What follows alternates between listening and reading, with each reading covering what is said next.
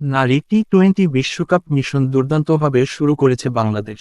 জুয়াইরিয়া ফেরদৌস জয়িতার বিধ্বংসী ব্যাটিং এবং শারমিন আক্তার সুক্তা স্বর্ণা আক্তারের দায়িত্বশীল ইনিংসে নেদারল্যান্ডসকে 6 উইকেটে হারিয়ে আসরের প্রথম ম্যাচে পূর্ণ 2 পয়েন্ট তুলে নিয়েছে নিগার সুলতানা জ্যোতির দল। নেদারল্যান্ডসের দেওয়া 140 রানের লক্ষ্য তাড়া করতে নেমে 19.1 ওভারে 4 উইকেট হারিয়ে জয়ের বন্দরে পৌঁছে যায় বাংলাদেশ। 5 বল হাতে রেখেই জয় নিশ্চিত করে বাঘিনীরা। রান তাড়ায় শুরু থেকে আক্রমণাত্মক মেজাজে খেলতে থাকে বাংলাদেশ। উদ্বোধনী জুটিতে মাত্র 7 ওভারে কোনো উইকেট না হারিয়ে 67 রান তুলে ম্যাচের নিয়ন্ত্রণ নিজেদের হাতে নিয়ে নেয় তারা। এই জুটির মূল কারিগর ছিলেন জুয়াইরিয়া ফেরদৌস জয়িতা।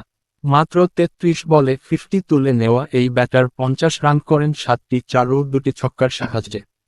ছক্কা মেরে অর্ধশতক পূর্ণ করার পরপরই অবশ্য ইনিংসের ইতি টানতে হয় তাকে। জয়িতার বিদায়ের পর কিছুটা চাপে পড়ে বাংলাদেশ।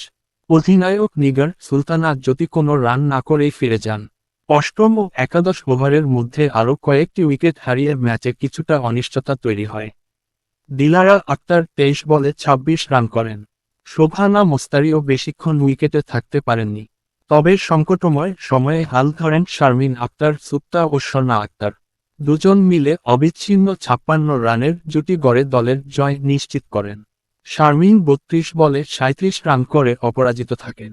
অন্যদিকে স্বর্ণা 17 বলে 18 রান করে শেষ পর্যন্ত উইকেটে ছিলেন। এর আগে টস জিতে ব্যাট করতে নেমে নির্ধারিত 20 ওভারে 8 উইকেট হারিয়ে 139 রান সংগ্রহ করে নেদারল্যান্ডস। তাদের ইনিংসের সবচেয়ে বড় অবদান আসে অধিনায়ক বাবেদ ডি লিডের ব্যাট থেকে।